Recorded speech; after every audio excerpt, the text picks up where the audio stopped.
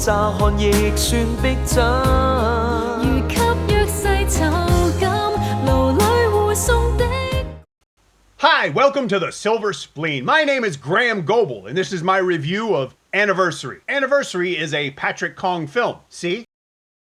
He wrote and directed it. It's the second film he directed in 2015 and the fifth movie that he wrote this year. He's a very busy man. Alex Fong and Stephy Tang play a married couple. They've been married for 10 years, which is interesting since it's been almost 10 years since 2006's Marriage with a Fool, and 2007's Love Is Not All Around, and 2008's L for Love, L for Lies, three Patrick Fong movies starring Alex Fong and Stephy Tang. Anniversary, therefore, in some ways is art reflecting art. Did I just call Patrick Fong movies art? Yes, I did. I'm not sure if we could call Anniversary a sequel to any of those movies or a continuation, because that would require that I went back and watched all those movies again, and that's not gonna happen. Like so many other couples in Patrick Fong movies, all of them, Alex and Steffi are not completely happy. They've been married for 10 years, and the grind of real life has taken the shine off their relationship. Steffi works as a wedding planner in a company run by Jacqueline Chong, who appears in Patrick Fong movies more often than I appear on Portland Street. Alex works in real estate in a small office with Siu Yum Yum, but she takes a holiday and, not wanting to leave Alex short-handed,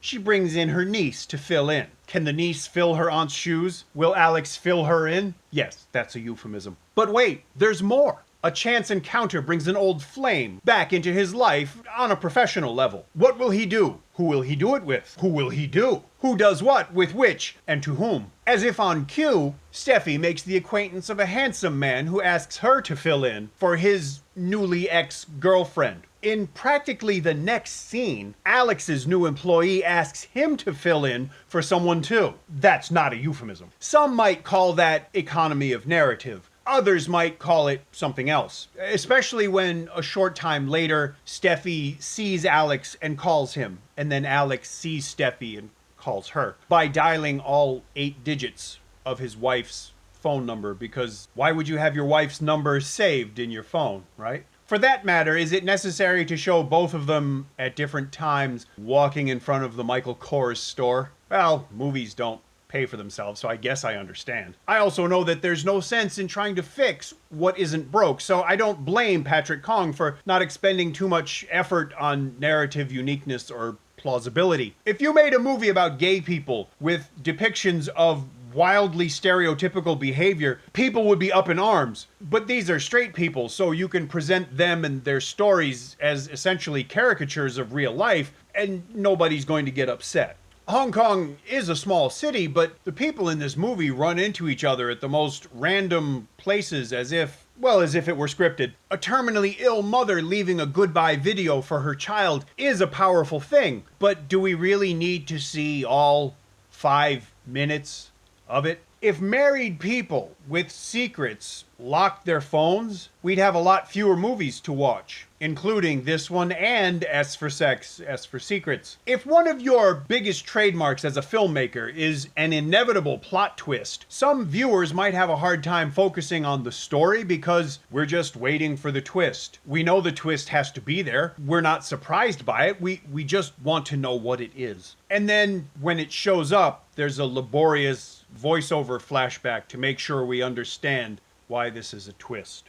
Can people really remember so little in a movie that they need these kinds of reminders? But that's not my point. My point, if indeed I have one, is that the unusually large audience at the Dynasty, made up as it was of Patrick Fong's intended audience of young local couples, thoroughly enjoyed this film. And so did I, for that matter. I watched Anniversary on Christmas Eve with a pretty bad cold. So maybe it was the holiday spirit, or maybe it was the cough syrup, or maybe I just liked the movie. It helps that it was a story that older, married and or divorced people could relate to. It also helped that there was some good acting in it. Louis Chung and Layla Tong were impressive as another married couple facing their own challenges. Leslie Keung and Bob Lam, playing Steffi's sister and her boyfriend, respectively, were entertaining, if not always convincing.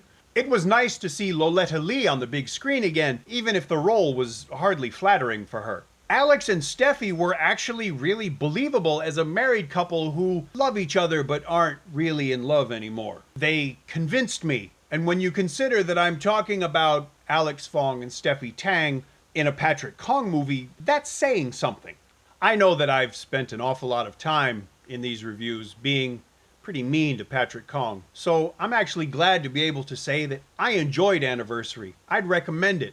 It was fun, it was well done, and I enjoyed it. Is it perfect? No, but neither am I. If you want to watch this movie, go do it in a cinema. Otherwise, wait till you can rent it or buy it. Don't steal this movie. When it gets released to home video, I'll actually update the description with a link where you could buy it. If you enjoyed my review, please tell me. Also, if you enjoyed it, tell Patrick Kong, because I feel like I owe him at least one good review. If you didn't enjoy the review, tell me. If you enjoy the channel, please subscribe. Thanks for watching, and I'll see you again soon.